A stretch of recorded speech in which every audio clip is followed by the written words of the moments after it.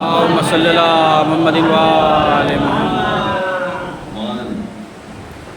شروع ماہ محرم ہوا حسین حسین، شروع ماہ محرم ہوا حسین حسین، زباں پہ آ گیا بے ساختہ حسین حسین، اور جو چاہتے تھے عزائے حسین مٹ جائے وہ سب فنا ہوئے باقی رہا حسین حسین، وہ سب فنا ہوئے باقی رہا حسین حسین۔ چار مصرے اور سماعت فرمائے کہ بجلی غم سرور کی چمک جاتی ہے، بجلی غم سرور کی چمک جاتی ہے، بے ابر کے خود بخود کڑک جاتی ہے، بے ابر کے خود بخود کڑک جاتی ہے، اور روکے نہ عزاداری شبیر سے آگ، یہ آگ بجھانے سے بھڑک جاتی ہے، یہ آگ بجھانے سے بھڑک جاتی ہے۔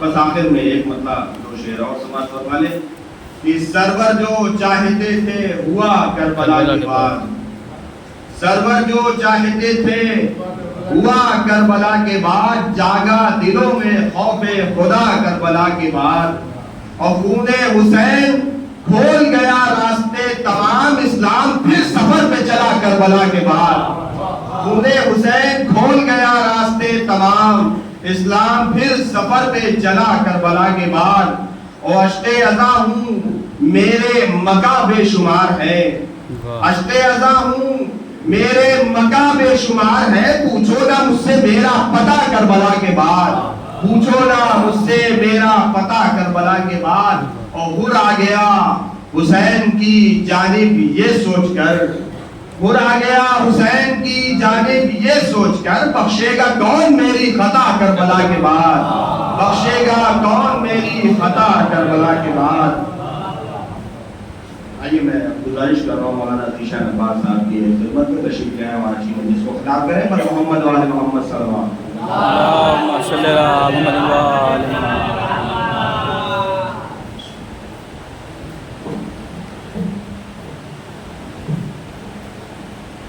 اللهم انقر الفاتحة بسم الله۔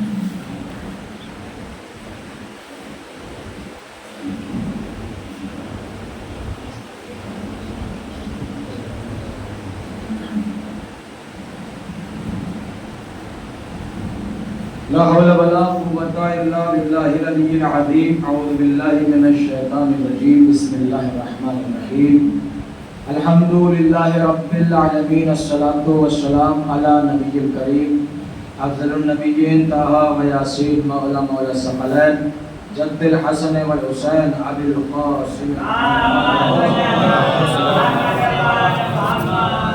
وصلى الله على آله الطيبين الطاهرين المعصومين المظلومين، ولعنة الله على أعدائهم أجمعين من الآن إلى قيام يوم الدين۔ اللهم ارزقنا زيارة الحسين قبل الموت وشفاعة الحسين بعد الموت۔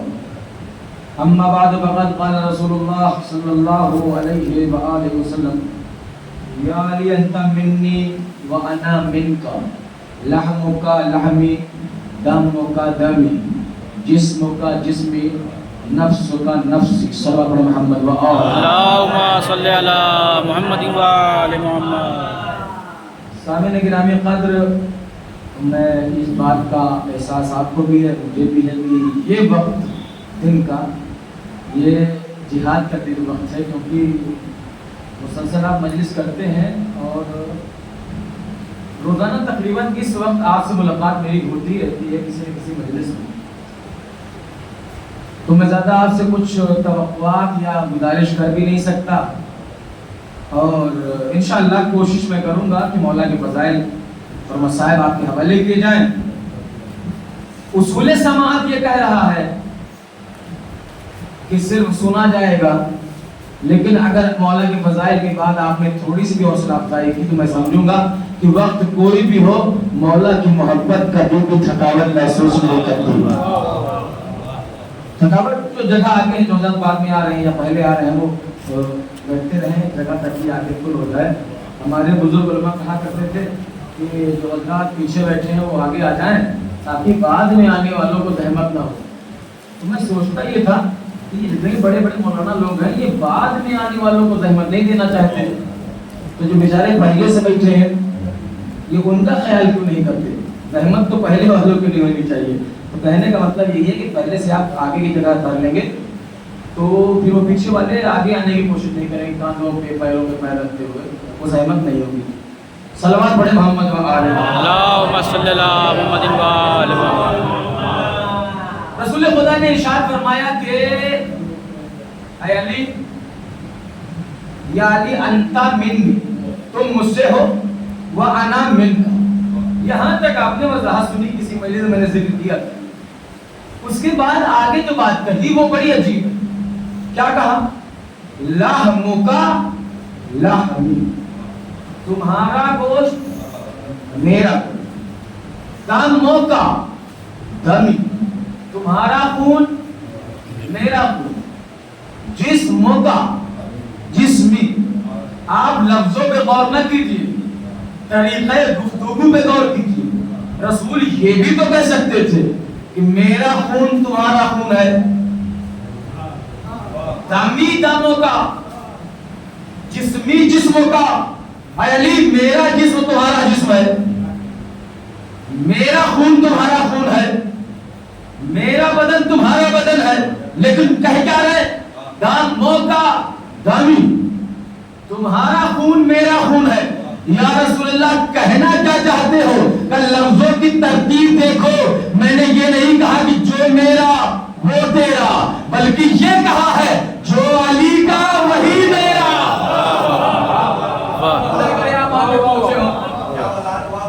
رسول نے کہا جسم کا جسمی، تمہارا میرا، دم کا دمی، تمہارا میرا۔ یعنی رسول بتانا چاہ رہے جو علی کا، جو تیرا،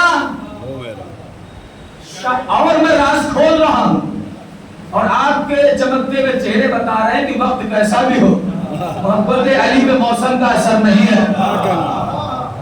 تو آپ سماعت کیجئے، آپ نے سوچا کبھی سورہ دہر نازل ہوا؟ کیوں نازل ہوا؟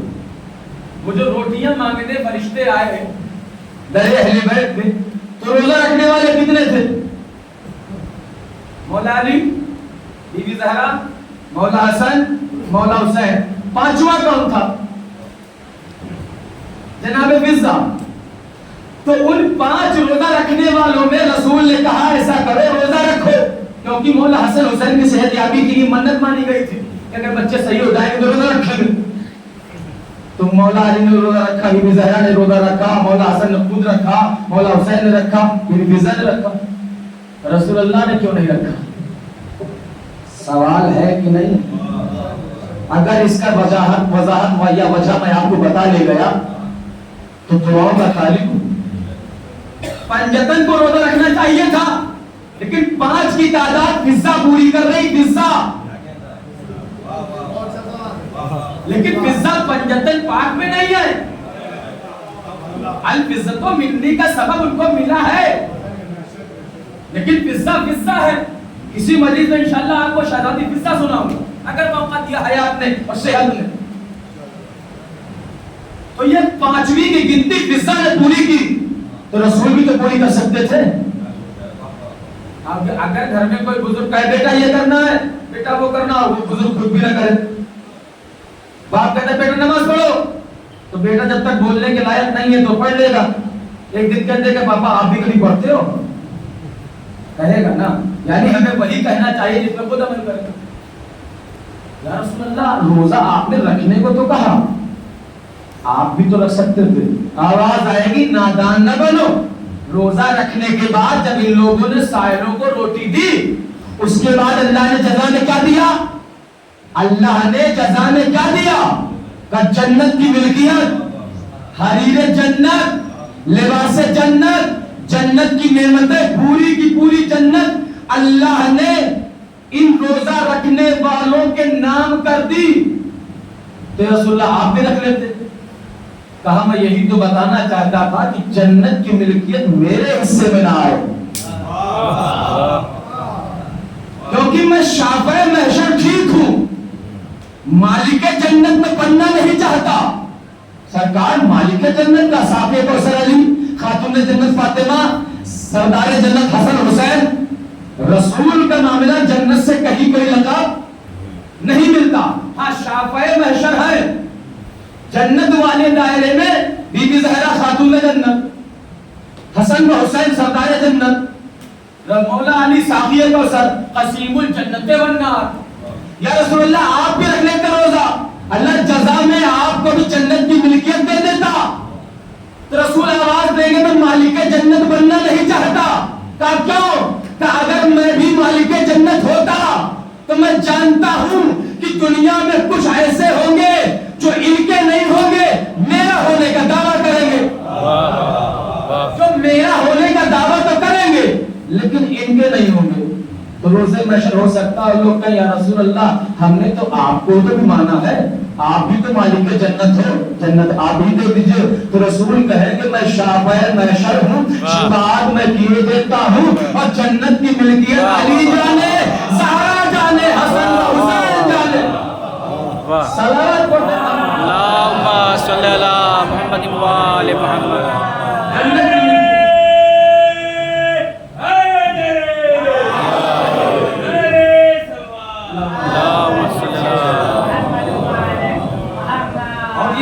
بھی ہے. وہ مولا حسین کی شفاعت بی بی زہرا نے کہا بھی ہے جب تک میرے بیٹے کے عزادار جائیں گے نہیں میں نہیں جاؤں. یہ ملتے ہیں. اب آئیے جو تیرا ہے وہی میرا ہے. پھر رسول نے کہا کہ میرا علی میرے لیے ویسے ہی ہے جیسے ہارون موسیٰ کے لیے، یا یوں کہا جائے کہ رسول کے لیے علی جیسے موسیٰ کا ہارون، یعنی جو علی کی منزلت مماثلت بھی ہے جناب موسیٰ اور ہارون و مولا علی رسول میں بہت ساری مماثلت ہے. جیسے موسیٰ کا بھی ایک زندہ ہے عیسیٰ وسیع موسیٰ، رسول کا بھی زندہ ہے بعد میں. موسیٰ کے بھی 9 بیویوں کا ذکر ملتا ہے جناب رسول خدا. موسیٰ کی بھی ایک زوجہ ان کے وزیر ہارون نے جنگ کرتی. ساری چیزیں ہیں، مماثلت بہت ساری ہے. اور اسی مماثلت میں اللہ نے موسیٰ سے کہا موسیٰ چلو فرعونیوں کی طرف جاؤ، فرعون کے علاقے میں کیا کرنا ہے سمجھاؤ ان کو. موسیٰ نے کہا پروردگار ان کا ایک بندہ مجھ سے مر گیا ہے. تو کیا لڑ رہے تھے نا موسیٰ کے چاہنے والے کے ساتھ، تو موسیٰ نے ہاتھ مار دیا وہ مر گیا. وہ تھا فرعونیوں کی طرف تھا. اللہ نے کہا جاؤ لوگوں کو سمجھاؤ مصر میں فرعونیوں. تو کہنے لگے کہ اللہ میں سمجھا تو جاؤں تو صحیح، لیکن ان کا ایک بندہ ہم سے مر گیا ہے. میں یہ نہیں کہتا کہ موسیٰ ڈر رہے تھے، کیونکہ قرآن کہتا ہے جو ڈر جائے جس پہ غم طاری ہو جائے وہ اللہ کا نبی نہیں ہوتا، اللہ کا ولی، اللہ کا بندہ بھیجا ہوا راہبر نہیں ہوتا. لیکن پھر بھی موسیٰ احتیاط کر رہے ہیں کہ اللہ میں جاؤں تو کیسے جاؤں، ان کا ایک بندہ ہم سے مر گیا ہے. تو پھر رب اشرح لی صدری ویسر لی امری واحلل عقدۃ من لسانی، پروردگار میرے سینے کو کشادہ کر دے، میری زبان کو آسان کر دے، گروہوں کو کھول دے، اور میرے لیے ایک مددگار بھیج دے. وہ مددگار کون ہے؟ کہا ہارون جو میرا بھائی ہے، میرا وزیر ہے. تو موسیٰ قوم میں سمجھانے بغیر مددگار کے نہیں گئے. جب تین موسیٰ کے ہاتھوں ان لوگوں کا ایک ہی بندہ مارا گیا تھا. اب آئیے سرزمین مکہ پہ رسول نے کہا سورہ توبہ کی آیتیں پہنچانی ہے. اللہ نے کہا ہے رسول یا خود جانا یا اپنے جیسا بھیجنا. اس صاحب کو بھیجا پھر روکا کیونکہ اپنے جیسا بھیجنا تھا، علی کو بھیجا. وہاں موسیٰ کہہ رہے ہیں کہ ایک بندہ مر گیا ہے میرے ہاتھوں سے، مجھے بغیر مددگار کے جانے میں احتیاط ہے. یہاں مکے میں کوئی گھر بچا نہیں ہے کہ جس گھر میں علی کی تلوار کا مارا ہوا نہ ہو. کسی کا بیٹا مارا گیا، کسی کا بھائی مارا گیا.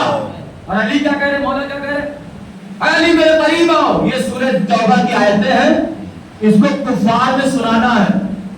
مولا نے تلوار نکال کے کہا سنانا ہے یا سمجھانا بھی ہے، سنانا ہے یا سمجھانا بھی ہے.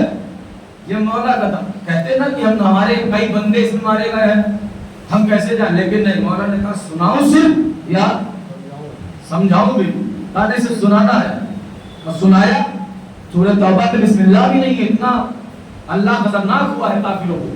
کہ اللہ نے اس میں اپنے رحمان اور رحیم کا ذکر بھی نہیں کیا. اور آج بھی سورہ توبہ بچوں کو پڑھایا جاتا ہے کہ بسم اللہ کر کے مت پڑھنا. کیا کہنا؟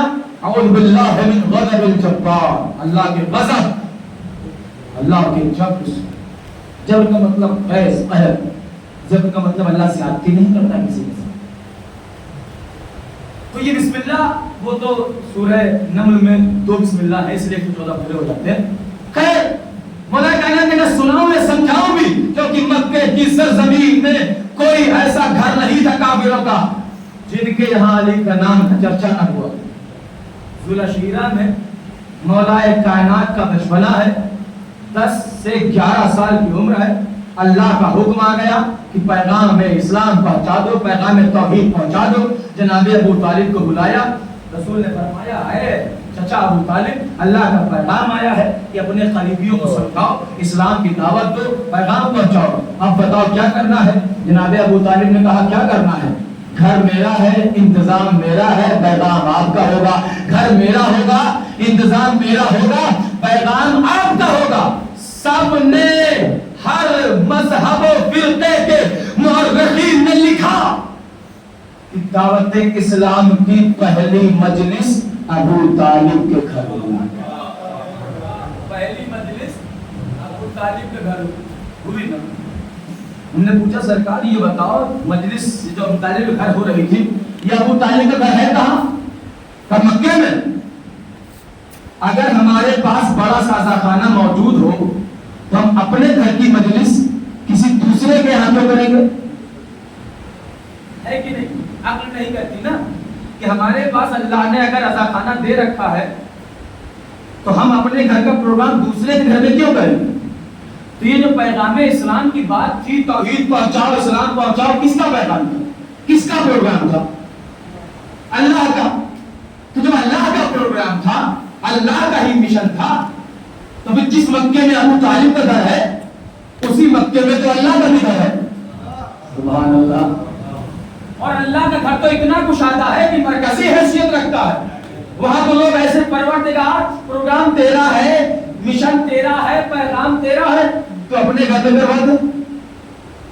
میں نے حافظان قرآن سے پوچھا جب اللہ کے پہلی دعوت اسلام کا پروگرام رکھا گیا تو اللہ نے اپنے گھر میں کیوں نہیں کروایا؟ کعبے میں کرواتا. ابو طالب کا گھر کیوں؟ کہنے لگے دراصل مسئلہ یہ ہے کہ وہ کعبے میں نہیں ہو سکتا تھا. کیوں نہیں ہو سکتا تھا؟ کہ اس وقت کعبے میں بڑے بڑے بڑے بت رکھے تھے، بڑے بڑے بت رکھے تھے. اگر کعبے میں یہ دعوت، یہ مجلس، یہ میٹنگ یا یہ پہلی دعوت ذوالفقار رکھی جاتی تو یہ کافر وہی بتوں پہ نگاہ لگائے رہتے کیونکہ جن کی پوجا کرتے آئے ہیں. میں نے کہا وہ ایک الگ بات ہے، لیکن آپ نے بھی مان لیا کہ دعوت ذوالفقار کے وقت رحمان کے گھر بت تھے، عمران کے گھر بت نہیں تھے. عمران کے گھر بت نہیں تھے. مانا تو آپ نے بھی. اب ادھر وہ ابو طالب نے کہا کھانا میرا، انتظام میرا، سارے سسٹم. ادھر جیسے ہی ادھر کھایا، میرے خیال سے مجلس کے بعد حاضری کا ہے تو آپ اس بات کو وہاں تک نہ لے جائیں کیونکہ وہاں پہلے کھلایا گیا پھر سنایا گیا تو 3 دن لگ گئے. یہاں سنایا پہلے جائے گا. تو خیر وہ ایک الگ بات ہے.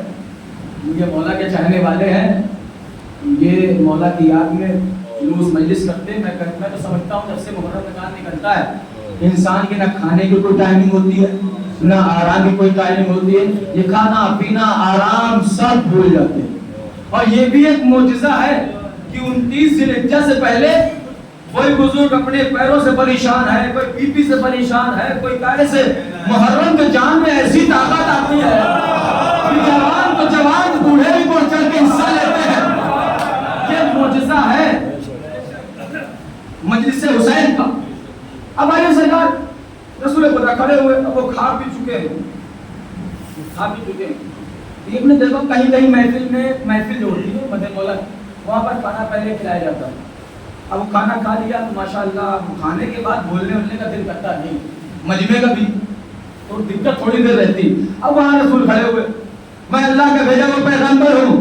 اتنی دیر میں وہ اشارہ ہو گیا، بغیر بات سنے نکل گئی. دوسرے رسول خدا کا چہرہ اترا. سرکار ابو طالب نے کہا کیا ہوا؟ تو کھا کے چلے گئے, سنا بھی نہیں. تو پریشان مت ہو, کل پھر بلائیں گے, کل پھر بلائیں گے. پھر کھانا کرے, پھر بلایا, پھر کھایا, پھر نکلے. حبیب خدا کے چہرے پر مایوسی دکھی. سرکار ابو طالب نے کہا میرے آقا میرے رسول گھبراؤ نہیں, کل پھر بلاؤں گا, کل پھر بلاؤں گا. لوگوں نے رسول کو پتہ ہے کیا لکھا؟ بکریاں چرانے والا رسول, پیبند لگے کپڑے پہننے والا رسول, یتیم عبداللہ. یہ کوئی فضائل کی بات نہیں ہے. لوگوں نے رسول کو غریب ثابت کیا ہے, غریب کہ بکریاں چراتے تھے, یتیم عبداللہ تھے, پیبند لگے کپڑے پہنتے تھے. کیوں؟ کیونکہ دنیا جانتی ہے پالتے ابو طالب تھے, پالتے ابو طالب تھے.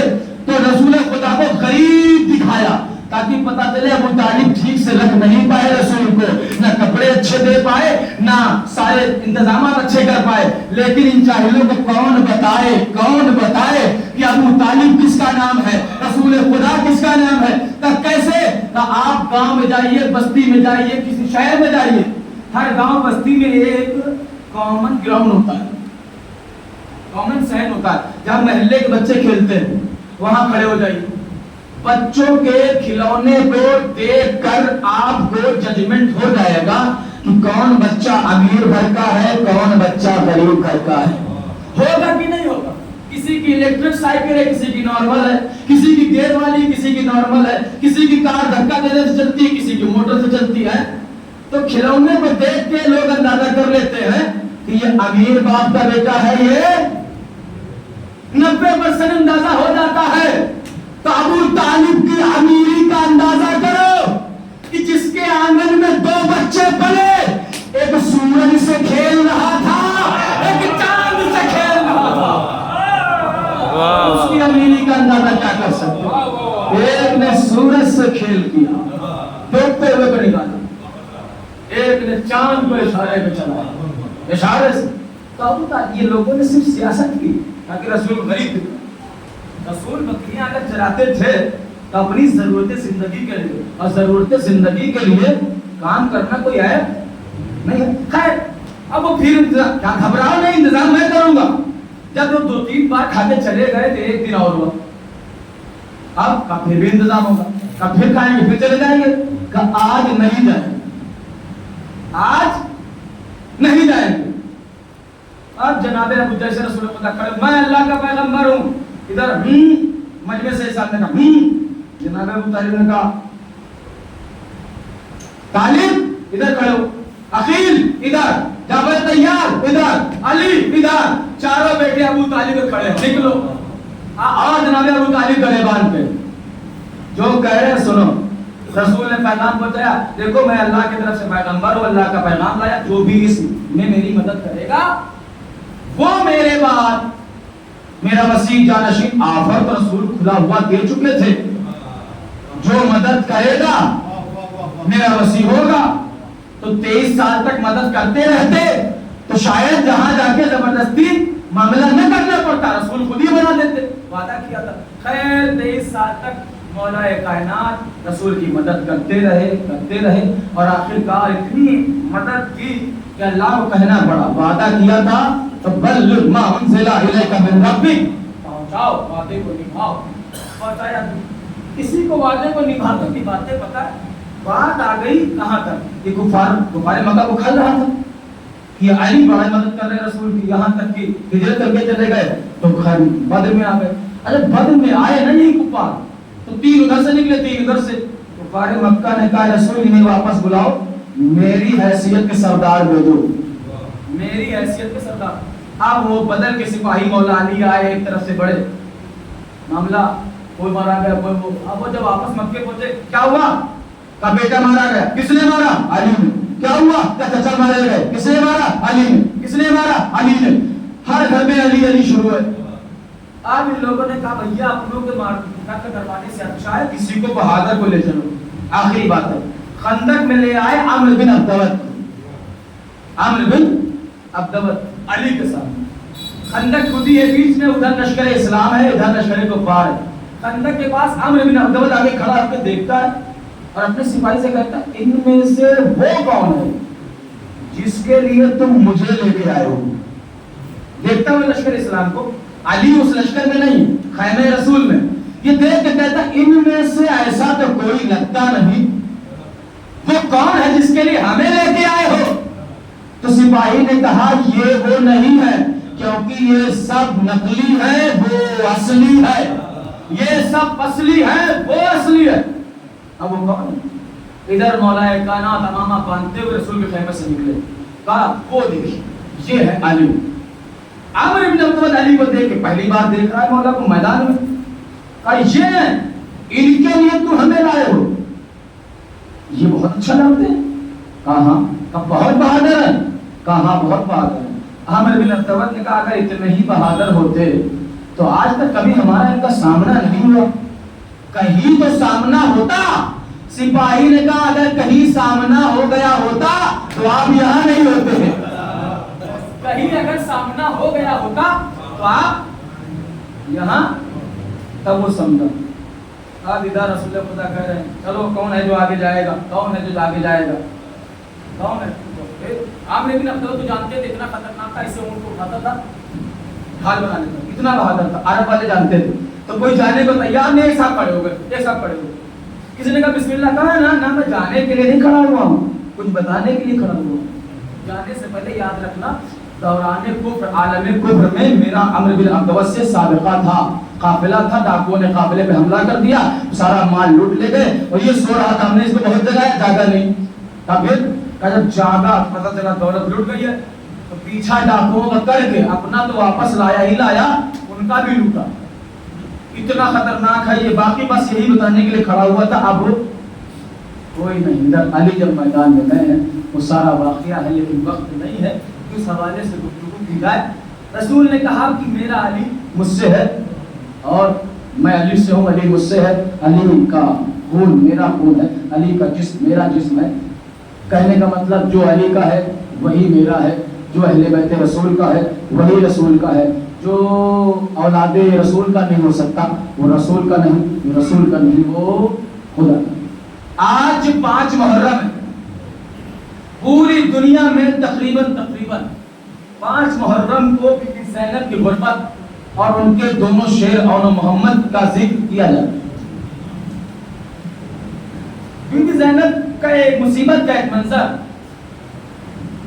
کیونکہ یہ کسی مجلس میں ذکر کیا تھا میں نے کہ جناب زینب 2 مرتبہ کوفے آئی ہیں، پہلی بار آئی تو باپ کا سایہ سر سے اٹھ گیا، دوبارہ آئی تو 72 سر رو کے نیزہ دی۔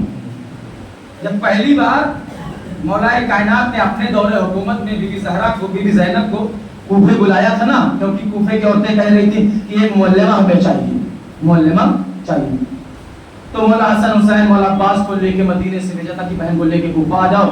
مولا حسن نے کہا بہن زینب آپ کو بابا نے کوفے بلوایا ہے۔ بی بی زینب کی چادر گر گئی، چہرے میں پریشانی۔ مولا حسن نے چادر سنبھالی، کہا بہن زینب گھبرا کیوں نہیں ہو، بازار بند رہے گا، دربار اپنا ہے، گلیوں میں کوئی نہیں رہے گا۔ اب بازار سے نہیں گھبرا رہی، گھبرا اس لیے رہی ہوں کہ میری ماں فاطمہ نے کہا تھا جب بھی کوفے کا بلاوا آئے سمجھ لینا اجڑنے کے دن آ گئے، سمجھ لینا اجڑنے کے دن آ گئے۔ مولا کائنات نے کیا کہا تھا؟ سارے بیٹے مولا کائنات کی 18 بیٹوں کا ذکر ملتا ہے، سارے بیٹے بھائی بہن کو ایسے جھرمٹ میں لے کے چلے جیسے کائنات کی شہزادی، ایسے۔ بی بی زینب پہلی بار مدینے سے نکل رہی ہے، زمین پہ قدم نہیں ہے، بھائیوں کی ہتھیلی پر پیر رکھ کے، یہ غیرت دار بیٹی ہے علی۔ مولا نے کہا تھا عباس پردہ سجا کے چلنا، پانی لے کے چلنا، جھرمٹ بنا کے چلنا، کیونکہ ثانی زہرا ہے زینب۔ قافلہ مدینے سے نکلا پہلی بار 36 ہجری میں کوفے کے لیے مولا کے دور حکومت میں، سارے بھائی بہن کے محمل کو اپنے کھیرے میں لیے چل رہے ہیں۔ بی بی زینب نے محمل کے اندر سے آواز دی بھیا حسین، جی شہزادی میرا عباس نظر نہیں آتا، میرا عباس آس پاس نہیں نظر آ رہا. تو حسین نے کہا عباس کبھی قافلے کے آگے جاتا ہے, آگے والوں سے کہتا راستہ چھوڑو, بازار بند کرو, گلیوں کو خالی کر دو. پیچھے والوں سے کہتا دھیرے چلو, آگے شہزادیے مولا کائنات جا رہے. ادھر مولا علی کا کہنا یہ تھا کہ جب کوفہ آ جائے تو کوفے کے باہر میری زینب کو روکنا, میں استقبال کرنے آؤں گا اپنی زینب. ادھر دروازے کوفہ, مرکزی کوفے کے شہر کے داخلی دروازے پر قافلہ روک دیا گیا. مولا کو خبر کی گئی, مولا ادھر سے آئے, ادھر زینب کا قافلہ کوفے کے باہر دروازے پر ٹکا ہے. مولا نے گھوڑے سے اترے مولا کائنات اور کہا حسین پیچھے ہٹو, عباس پیچھے ہٹو, حسن پیچھے ہٹو. کسی نے پوچھا مولا پھر زینب کے اونٹ کے ساتھ چلے گا کون؟ کہا میں کس لیے آیا ہوں. مولا نے بی بی زینب کے اونٹ کی مہار پکڑی, پیدل اونٹ کے ساتھ چلنے لگے. میں نے کہا مولا عجیب منظر ہے, آپ کا نام بھی علی ہے, کربلا کے سجاد کا نام بھی علی, آپ زینب کے اونٹ کے ساتھ پیدل چل رہے ہیں, وہ بھی محمل زینب کے ساتھ پیدل چلیں گے. بس فرق یہ ہے کہ آپ اپنی مرضی سے چل رہے ہیں. سید سجاد پر شبر تازی آنے لگا.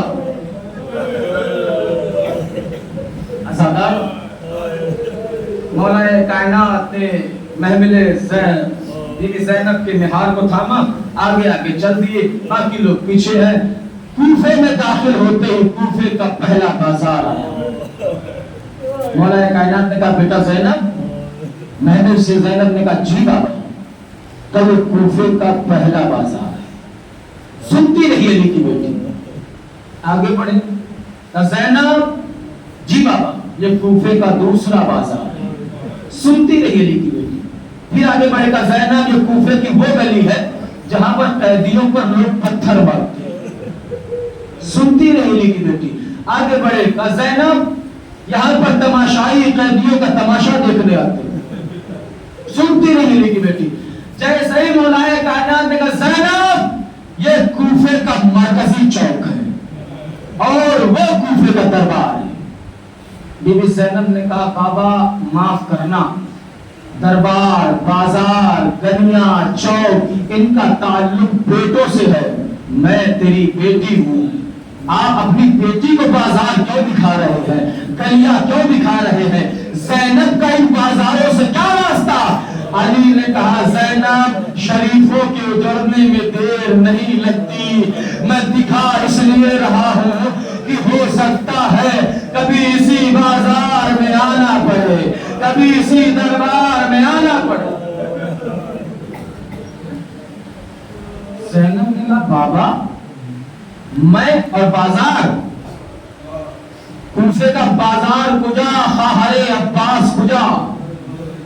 عباس کی بہن کوفے کا بازار,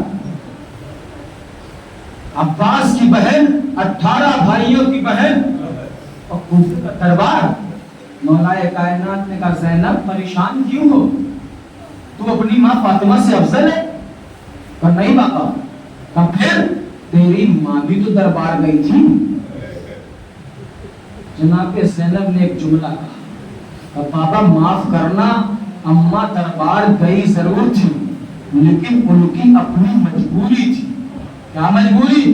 کہ اماں کے کوئی بھائی نہیں تھا, میرے ابا جیسا بھائی, میرا حسن و حسین جیسا بھائی ہے. مجھے کس میں ہمت ہے کہ دربار لے کے جائے, مجھے کس میں ہمت ہے کہ بازار لے کے آئے. تب مولا نے کہا زینب جب تو بازار آئے گی, جس عباس پہ بڑا ناز ہے اس عباس کا سر ہوگا, گھوڑے کی گردن ہوگی.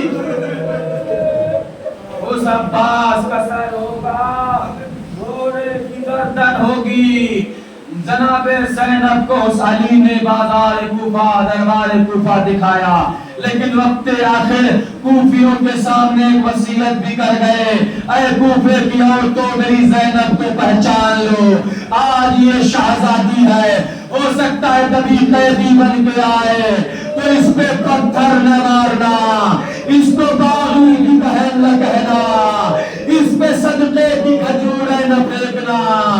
جب قیدی بن کے آئی، کل کی شہزادی آج قیدی ہے۔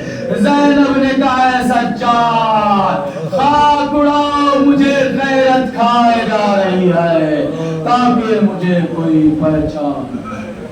انا للہ و انا الیہ راجعون، قسم بقضائہ و تسلیم۔